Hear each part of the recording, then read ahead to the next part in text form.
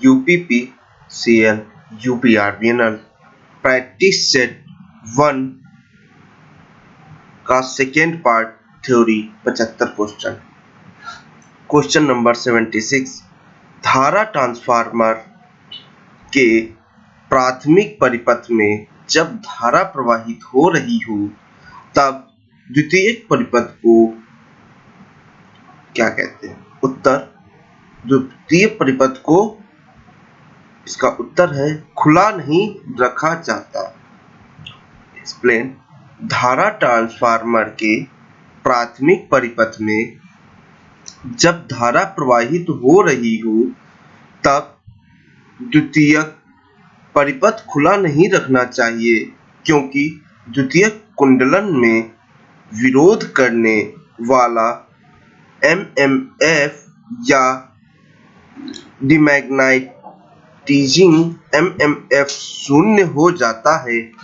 परिणाम स्वरूप प्राथमिक में फ्लक्स का मान ज्यादा हो जाएगा तथा यही फ्लक्स द्वितीयक से लिंक करेगा।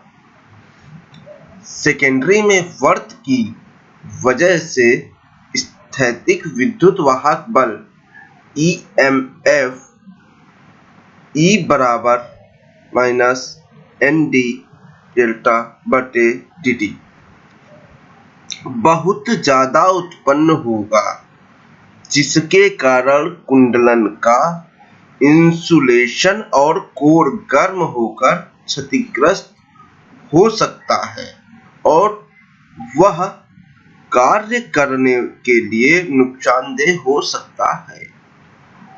ये खुला नहीं रखा जाता है। क्वेश्चन नंबर 77, बिजली के उपकरण की विद्युत की केसिंग को भू संपर्कित किया जाता है सुनिश्चित करने के लिए। इसका उत्तर है प्रचालन की सुरक्षा।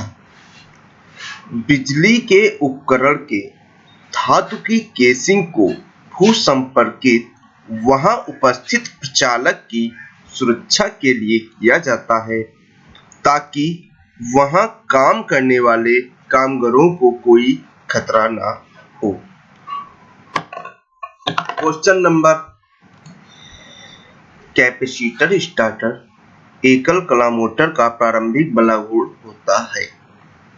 इसका उत्तर है निर्धारित बलाघूर्ण से अधिक। एक्सप्लेन, कैपेसिटर स्टार्टर एकल कला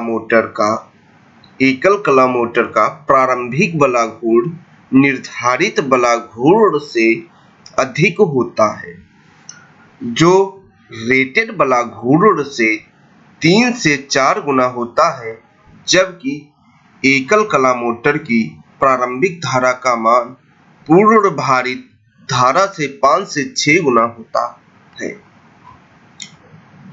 79 क्वेश्चन, वह युक्ति जो प्रकाश ऊर्जा को वैद्युत ऊर्जा में परिवर्तित करती है कहलाती है। इसका उत्तर है फोटो इलेक्ट्रिक युक्तियां कहलाती है।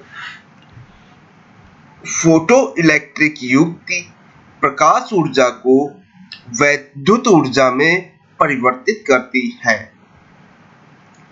फोटो इलेक्ट्रिक डिवाइस ऐसी अर्धचालक युक्तियां जिनका चालन प्रकाशीय ऊर्जा द्वारा नियंत्रित होता है, फोटो सेंसिटिव या फोटो इलेक्ट्रिक युक्ति कहलाती है। क्वेश्चन नंबर 80, जब एक फ्यूज की रेटिंग 8 एम्पीयर है, इसका तात्पर्य। उत्तर, 8 एम्पीयर से अधिक धारा बढ़ने पर यह गल जाएगा। फ्यूज की रेटिंग 8 एम्पीयर का तात्पर्य है यदि धारा 8 एम्पीयर से ज्यादा होती है तो फ्यूज गल जाएगा, क्योंकि यह रेटिंग धारा का वह आरएमएस मान होता है जिस पर फ्यूज एलिमेंट बिना गर्म हुए लगातार धारा प्रवाहित करते। क्वेश्चन नंबर 81, सौर सेलों में निम्नलिखित में से किस सामग्री का प्रयोग किया जाता है? उत्तर है सिलिकॉन। सौर सेलों में मुख्यतः सिलिकॉन अर्धचालक पदार्थ का प्रयोग किया जाता है। अर्धचालकों में धारा का प्रवाह चालक से कम तथा कुचालक से अधिक होता है। उत्तर नंबर 82, सौर सेलों की आपेक्षिक दक्षता के बीच होती है। इसका उत्तर है 25% से 35%। एक्सप्लेन। सौर सेलों की आपेक्षिक दक्षता 25% से 35% तक होती है। सौर सेलों की दक्षता सोलर सेल के आउटपुट ऊर्जा तथा सोलर की आंतरिक ऊर्जा का अनुपात होता है। 83, असमान ईएमएफ वाली दो बैटरियों को क्या कहते हैं?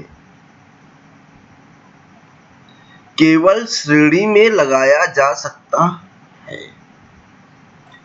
असमान ईएमएफ वाली बैटरियों को केवल श्रेणी में लगाया जा सकता है क्योंकि श्रेणी में प्रयुक्त करने से उनका ईएमएफ जुड़कर एक नया तुल्य ईएमएफ प्राप्त होता है, जबकि समांतर में ईएमएफ समान होता है।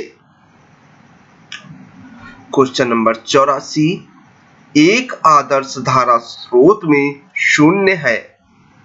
उत्तर आंतरिक चालकता। एक आदर्श धारा स्रोत में आंतरिक चालकता शून्य होती है क्योंकि आदर्श धारा स्रोत का आंतरिक प्रतिरोध अनंत होता है। क्वेश्चन नंबर 85, धातु का वह गुण जिसके कारण उसे तारों के रूप में खींचा जा सकता है कहा जाता है तन्यता। तन्यता किसी धातु को खींचकर एवं बेलित करके तार एवं चादर के रूप में परिवर्तित करने का गुण कहलाता है। चालक धातुओं में तन्यता का गुण उच्च होना चाहिए। क्वेश्चन नंबर 86, पीतल एक मिश्र धातु है। उत्तर कॉपर और जिंक। पीतल ब्रास कॉपर एवं जिंक की मिश्र धातु है।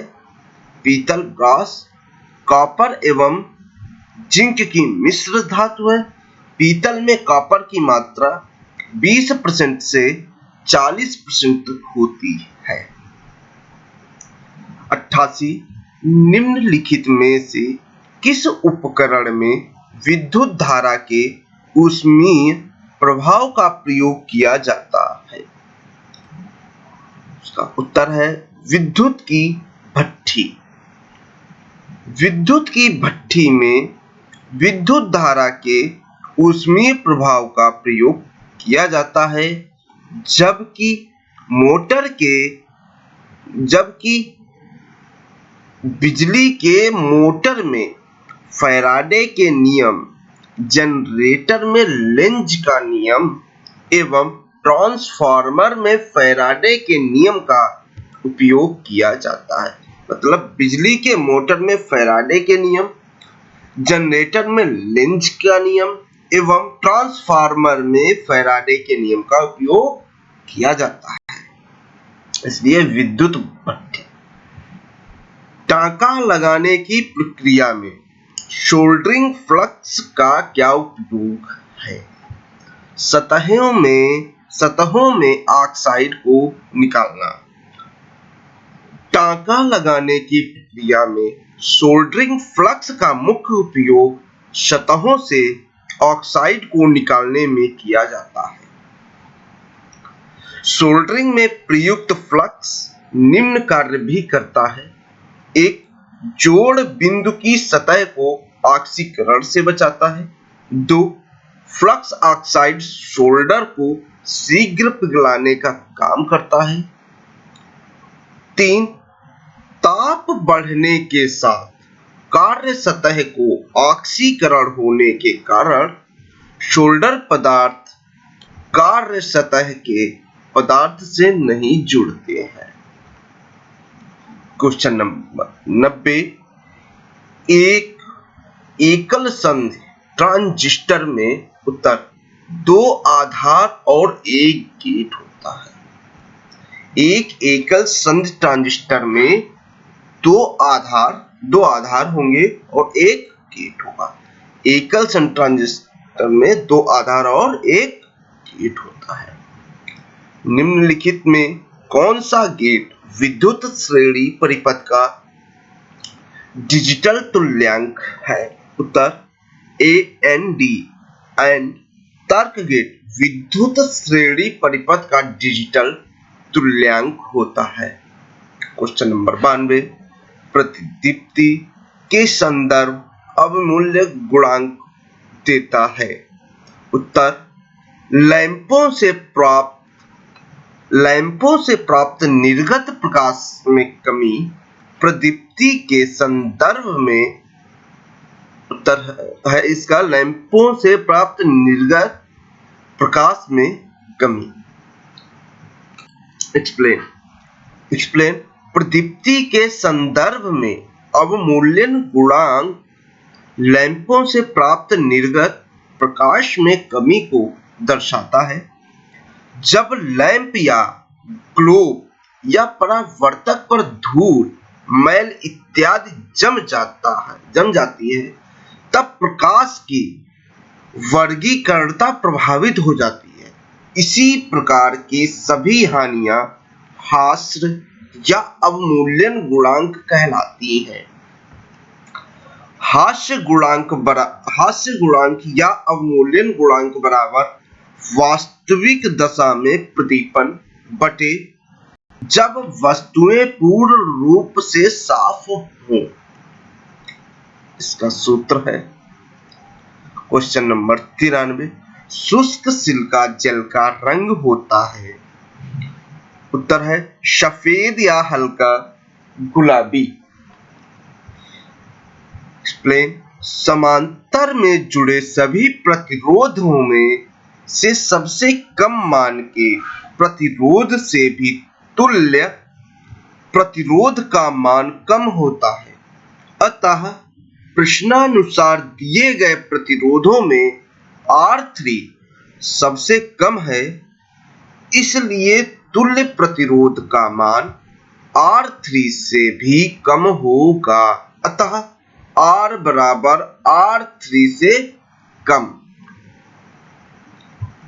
क्वेश्चन नंबर 94, प्रत्यावर्ती तरंग रूप के लिए वर्ग माध्यमूल का मान RMS। उत्तर है तरंग रूप के आयाम पर निर्भर होता है।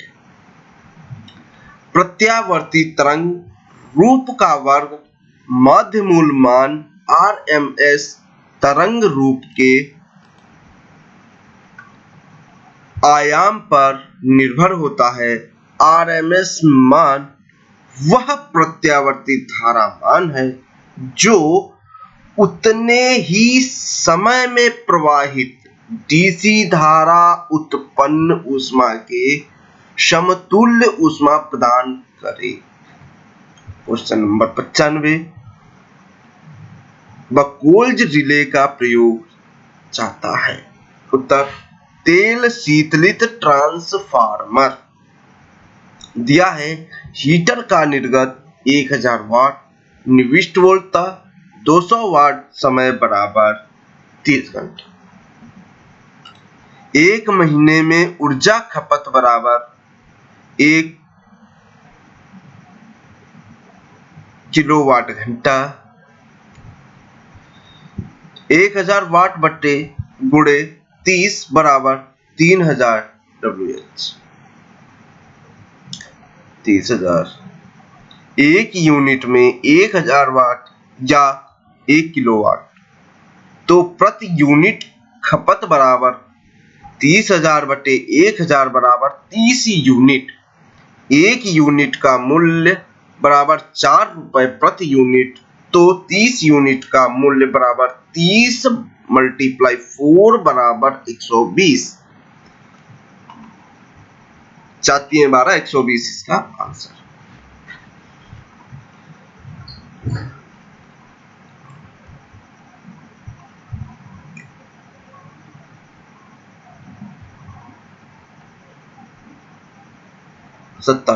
निम्न में से कौन सा भूमिगत केबल अधिकतम वोल्टता ले सकती है?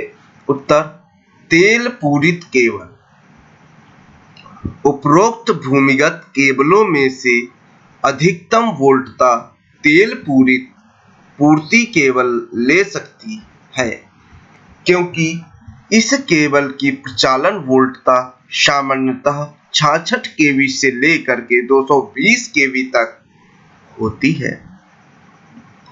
क्वेश्चन नंबर 98, परमाणु संरचना के अनुसार निम्न में से किसका धनात्मक आवेश होता है? उत्तर प्रोटॉन।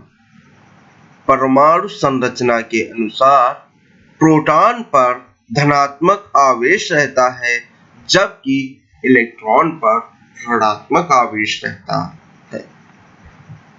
क्वेश्चन नंबर 99, अच्छे कुचालक पदार्थ में कौन सा गुण होना चाहिए? उत्तर उच्च भंजक वोल्टता। अच्छे कुचालक पदार्थ में उच्च भंजक वोल्टता होनी चाहिए। अच्छे कुचालक पदार्थ में निम्न गुण भी होने चाहिए। नंबर 1, उच्च प्रतिरोध होना चाहिए। नंबर 2, उच्च परावैद्युत सामर्थ्य होनी चाहिए। नंबर 3, निम्न चालकता होनी चाहिए। नंबर 4, प्रतिरोध ताप गुणांक कम होना चाहिए। नंबर 5, वातावरण के प्रभाव से मुक्त होना चाहिए।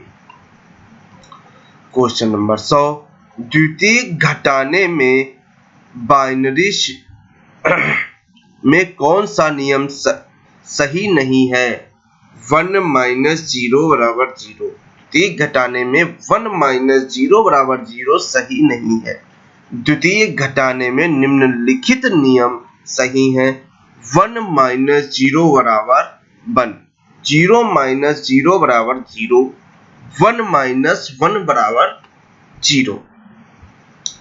101, जिस संकेत को देखना हो वह CRO के किस टर्मिनल पर लगाया जाता है? उत्तर है ऊर्ध्व टर्मिनल। जिस संकेत को देखना हो वह CRO के ऊर्ध्व टर्मिनल पर लगाया जाता है।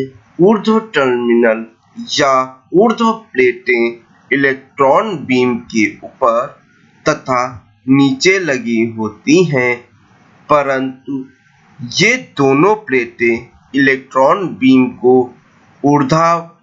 ऊर्ध्वाधर विक्षेप प्रदान करती हैं। क्वेश्चन नंबर 102, जब अर्धचालक डायोड अग्रबाह्यशीत में होता है तब वह 102, जब अर्धचालक डायोड अग्रबाह्यशीत में होता है तब वह उत्तर है धारा प्रवाहित करता है।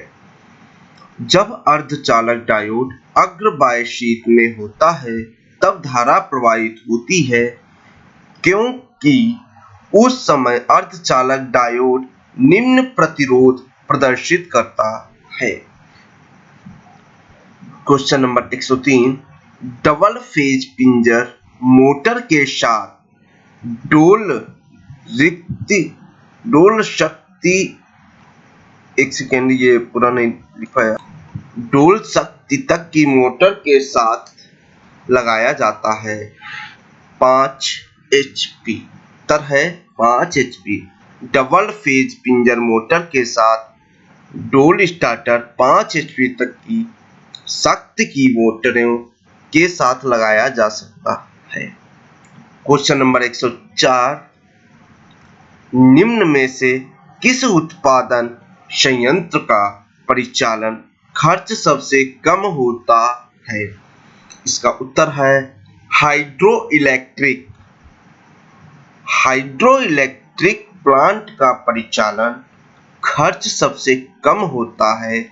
इसका मुख्य कारण यह है कि इसमें प्रयुक्त उपकरणों में किसी ईंधन की आवश्यकता नहीं पड़ती है। मतलब किसी भी ईंधन की इनके उपकरणों में किसी भी प्रकार के ईंधन की आवश्यकता नहीं पड़ती है, इसलिए इनका खर्च जो है सबसे कम आता है। किसका खर्च सबसे कम आता है? हाइड्रो इलेक्ट्रिक का खर्च सबसे कम आता है। क्वेश्चन नंबर 105, किसी परिपथ में जीनर डायोड सदैव किस तरह जुड़ा रहता है? उत्तर है पश्च बायसीत। किसी परिपथ में जीनर डायोड सदैव पश्च बायसीत की विधि में जुड़ा रहता है। जीनर डायोड एक पीएन जंक्शन डायोड होता है। 6 वोल्ट से कम वोल्टेज पर प्रचालित जीनर डायोड में जंक्शन का ब्रेकडाउन जीनर प्रभाव के कारण होता है, जबकि 6 वोल्ट से 8 वोल्ट तक की वोल्टताओं के लिए ब्रेकडाउन जीनर तथा एवं एवलांचे दोनों ब्रेकडाउन के कारण होता है। क्वेश्चन नंबर 107, प्रतिदीप्ति लैंप में चोक क्या करती है? उत्तर प्रारंभ में आर्क प्रारंभ करने के लिए उच्च वोल्टता सर्ज उत्पन्न करता है। प्रदीप्ति लैंप में चोक प्रारंभ में आर्क उत्पन्न करने के लिए उच्च वोल्टता उत्पन्न करता है।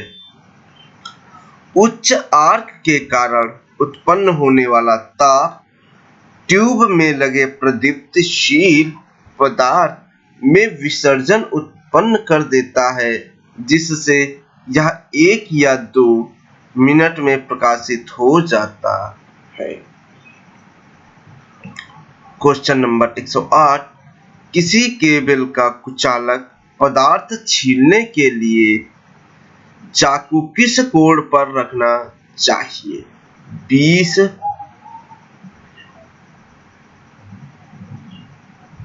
डिग्री पे। किसी केबल का कुचालक पदार्थ छीलने के लिए चाकू 20 डिग्री से कम पर रखना चाहिए। 109, केबल के ऊपर धातु का आच्छद किस लिए लगाया जाता है? केबल में आर्द्रता रोकने के लिए। केबल के ऊपर धातु का आच्छद केबल को यांत्रिक सामर्थ्य प्रदान करता है तथा इससे आर्द्रता से भी सुरक्षित रखा जाता है। 110, एक ट्रांसफार्मर किस सिद्धांत पर कार्य करता है? इसका उत्तर है अन्योन्य प्रेरण के सिद्धांत पर कार्य करता है। एक ट्रांसफार्मर टीएफ अन्योन्य प्रेरण के सिद्धांत पर कार्य करता है क्योंकि टी/एफ में 2 कुंडलन होती हैं।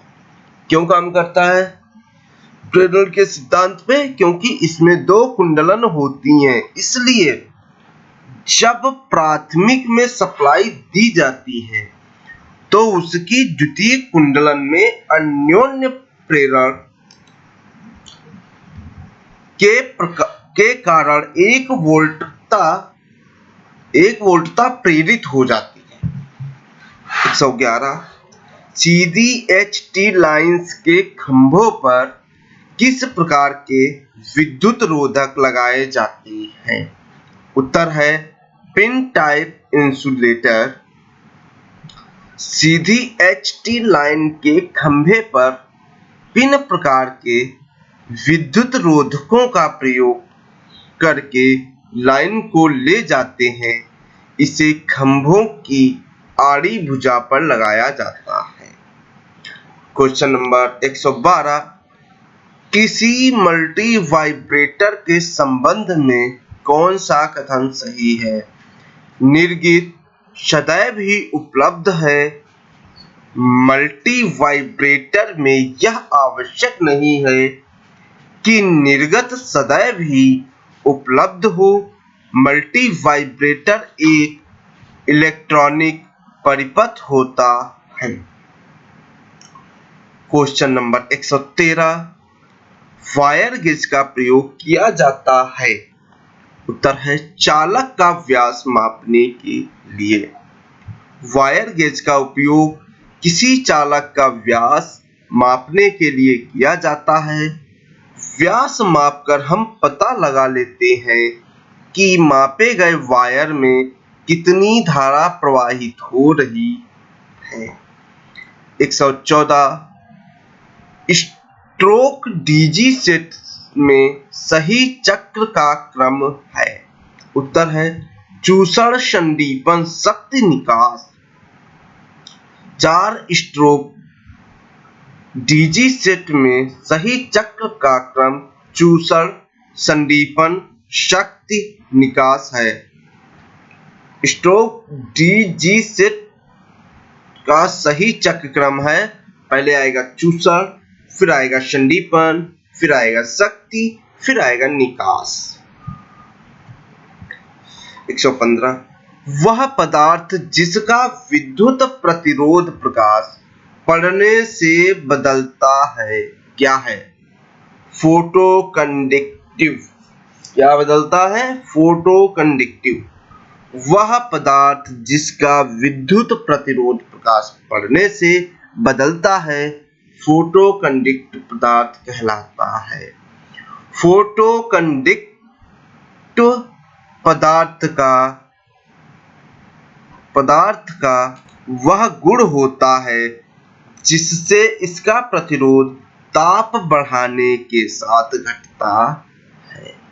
क्वेश्चन नंबर 116 क्षेत्र प्रभाव ट्रांजिस्टर कैसे प्रयोग में लाया जाता है? उत्तर है परिवर्ती प्रतिरोध। क्षेत्र प्रभाव ट्रांजिस्टर परिवर्ती की भांति प्रयोग किया जाता है क्योंकि ड्रेन वोल्टेज का मान बदलने से क्षेत्र प्रभाव ट्रांजिस्टर का प्रतिरोध बदलता रहता है। क्वेश्चन नंबर 117 किसी मापन यंत्र की सुग्राह्यता बतलाती है कि मापन यंत्र। उत्तर है बहुत निम्न संकेतों पर उत्तर देता है। किसी मापन यंत्र की सुग्राह्यता बतलाती है कि मापन यंत्र बहुत निम्न संकेतों पर भी उत्तर दे सकता है। सुग्राह्यता का मतलब है उपयंत्र में दिए गए इनपुट में थोड़ा परिवर्तन करने पर तुरंत उत्तर करे। 2 प्रत्यावर्तक को समांतर में जोड़ने के लिए कौन सी शर्त आवश्यक है? उत्तर है समान टर्मिनल वोल्टता। 2 प्रत्यावर्तक को समांतर में जोड़ने के लिए दोनों प्रत्यावर्तक की टर्मिनल वोल्टता समान होनी चाहिए। अल्टरनेटर प्रत्यावर्ती धारा उत्पन्न करने वाला विद्युत जनित्र है। वस्तुतः यह तुल्यकालिक मशीन है। वर्तमान समय में अधिकांश शक्ति संयंत्रों में विद्युत उत्पादन का कार्य अल्टरनेटर ही करता है। 119 सार्वत्रिक मोटर का क्या लाभ है? उत्तर है विभिन्न भारों पर विभिन्न गतियां प्रदान करती है। सार्वत्रिक मोटर का लाभ यह है कि इस मोटर में विभिन्न भारों पर विभिन्न गतियां प्राप्त कर सकते हैं। वे मोटरें जो एक फेज प्रत्यावर्ती धारा तथा दिष्ट धारा दोनों पर लगभग समान गति से कार्य कर सकें, सार्वत्रिक मोटरें कहलाती हैं। 120 क्वेश्चन की वेज काटने के लिए किस छेनी का उपयोग किया जाता है? उत्तर है केप छेनी का उपयोग किया जाता है। की वेज काटने के लिए केप छेनी का उपयोग किया जाता है, जबकि गोल नोज छेनी का कटिंग एज वाला भाग 90 डिग्री पर मोड़कर बॉडी के समांतर चपटा कर दिया जाता है। इसका प्रयोग काटर वेज और नालियां की आवश्यक धातु को हटाने के लिए किया जाता है। 121 question number 121 single phase transformer के समांतर प्रचालन के लिए कौन सी शर्त आवश्यक है? उत्तर है समान ध्रुवता। सिंगल फेज ट्रांसफार्मर में समांतर प्रचालन के लिए समान ध्रुवता होना आवश्यक है। ट्रांसफार्मर के समांतर प्रचालन की शर्तें: नंबर 1 समान फेज क्रम, नंबर 2 समान ध्रुवता, नंबर 3 समान आवृत्ति। क्वेश्चन नंबर 122 स्टेटरों में किस प्रकार का विद्युत रोधक का प्रयोग किया जाता है? उत्तर है एकल प्रकार का किया जाता है। स्टेटरों में एक प्रकार का विद्युत रोधक प्रयोग होता है।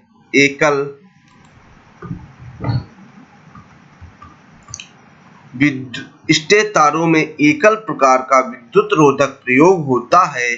स्टेटरों का प्रयोग विद्युत खंभों में लाइन को मोड़ते समय तथा किसी कोण पर ले जाते समय और लाइन के समापन पर संतुलन प्रदान करने के लिए करते हैं।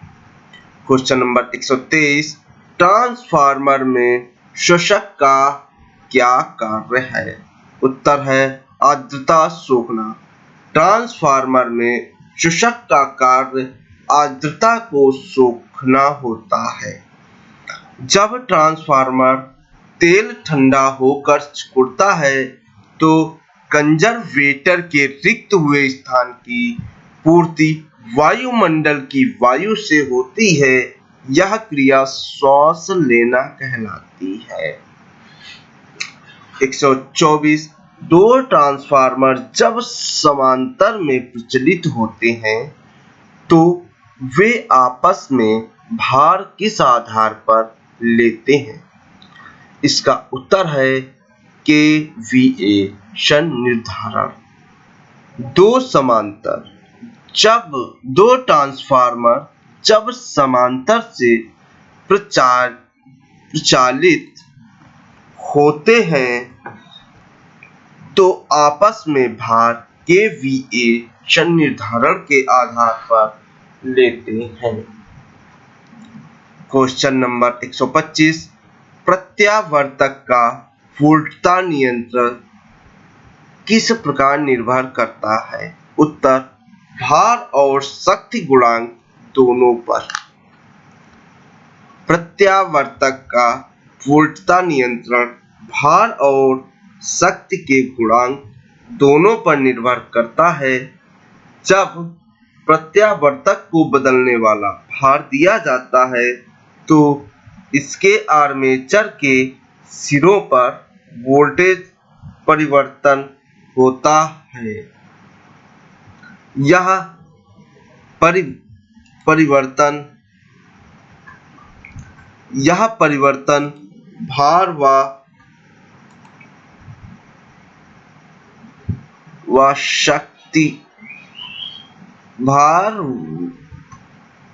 शक्ति गुणक दोनों पर निर्भर करता है। निम्नलिखित में एनालॉग मल्टीमीटर की सहायता से क्या नहीं माप सकते हैं? शक्ति गुणक। एनालॉग मल्टीमीटर की सहायता से शक्ति गुणकों को नहीं माप सकते हैं। एनालॉग मल्टीमीटर की सहायता से एसी तथा डीसी वोल्टेज तथा धाराओं व प्रतिरोध का मान ज्ञात कर सकते हैं। क्वेश्चन नंबर 127, निम्नलिखित में से कौन सा अर्धचालक पदार्थ है? उत्तर है सिलिकॉन। सिलिकॉन अर्धचालक पदार्थ की श्रेणी में आते हैं।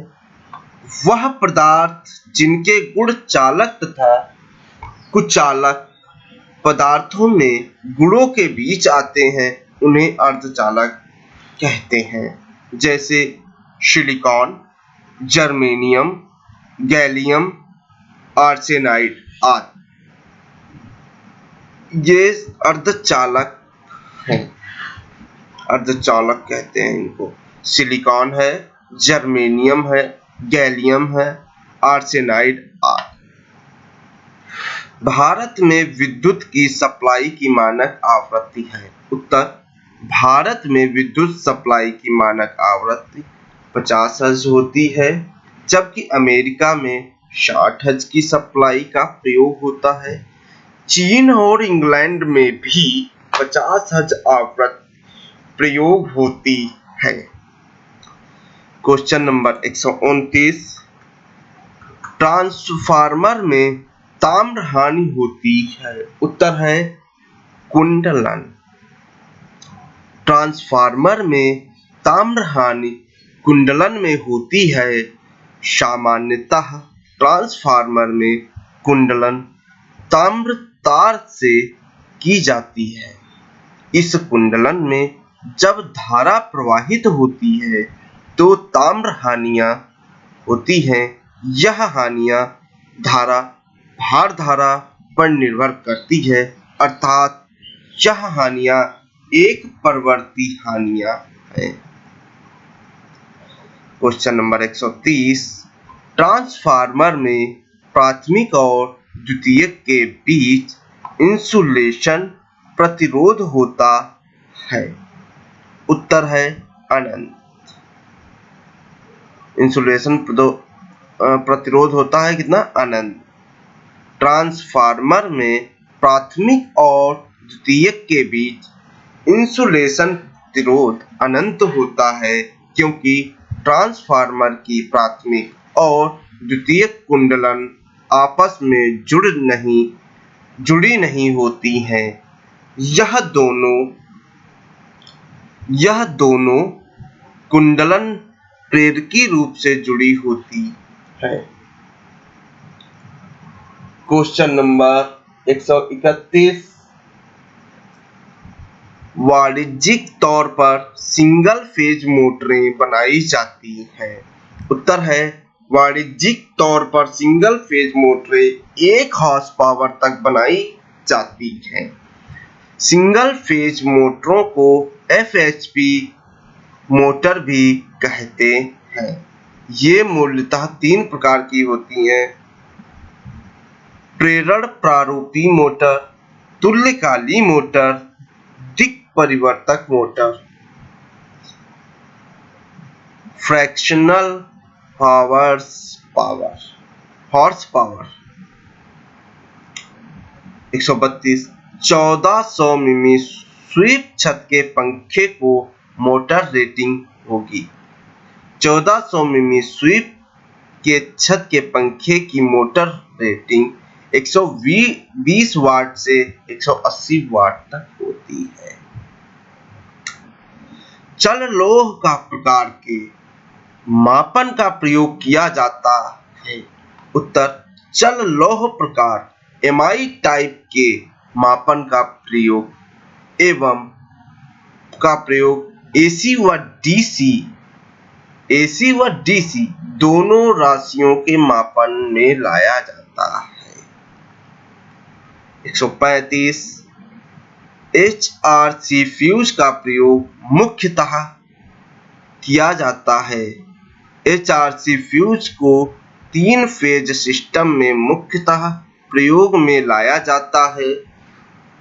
HRC हाई रिपॉर्टिंग कैपेसिटी का प्रयोग। HRC फ्यूज का प्रयोग मीडियम वोल्टेज 215 वाट के परिपथ में लघु परिपथ दोष की सुरक्षा के लिए भी प्रयोग होता है। परिपथ वियोजक की बैकअप रक्षण के लिए भी प्रयोग होता है। 136 भू संपर्क तार का मापन होना चाहिए।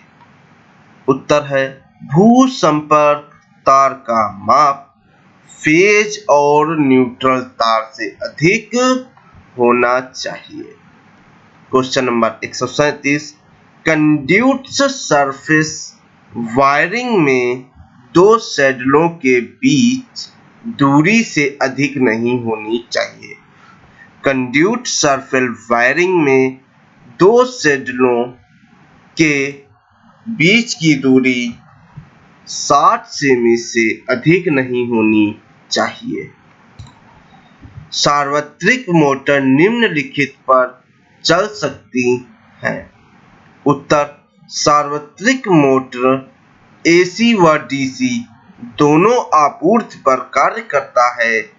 यूनिवर्सल मोटर एक ऐसा मोटर है जो दिष्ट धारा और प्रत्यावर्ती धारा पर लगभग समान चाल पर कार्य करती है और समान निर्गत प्राप्त होता है। वास्तव में यह मोटर एसी सीरीज मोटर का छोटा रूप है जो 1/200 HP से 1/3 HP तक के रूपों में उपलब्ध है।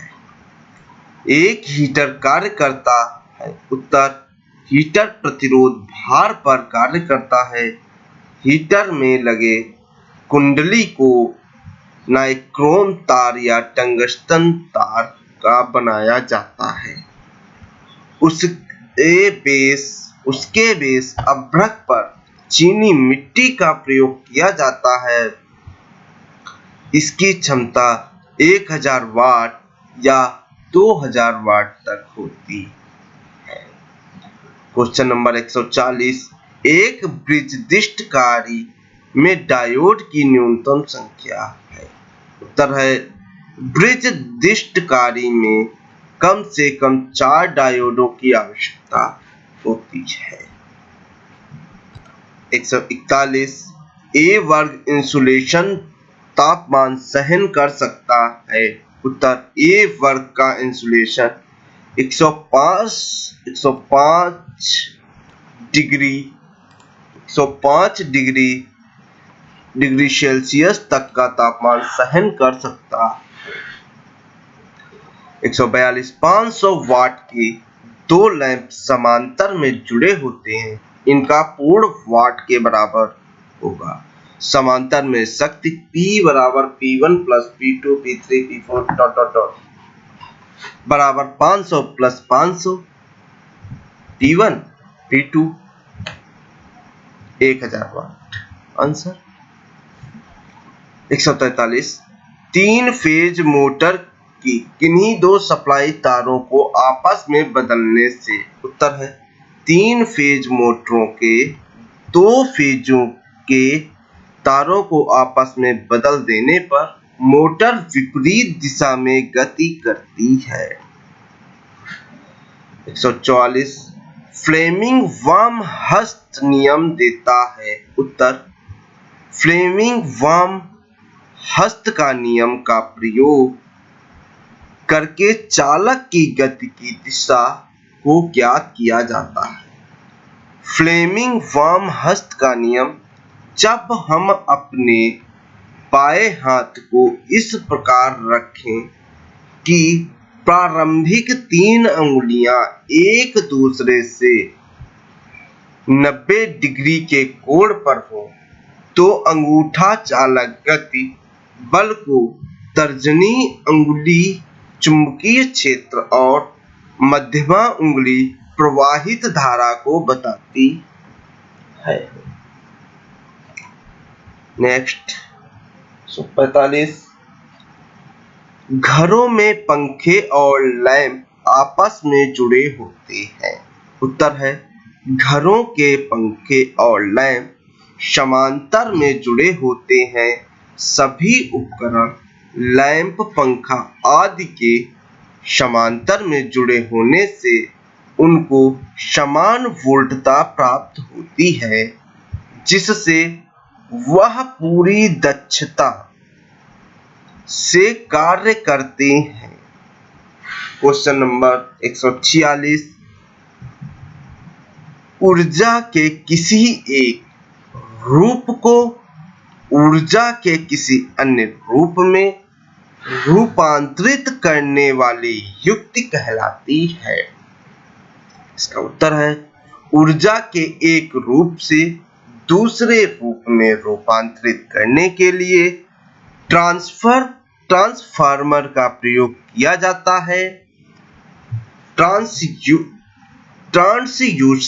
ट्रांसड्यूसर एक ऐसा उपकरण है जो ऊर्जा को एक रूप से दूसरे रूप की ऊर्जा में परिवर्तित करता है।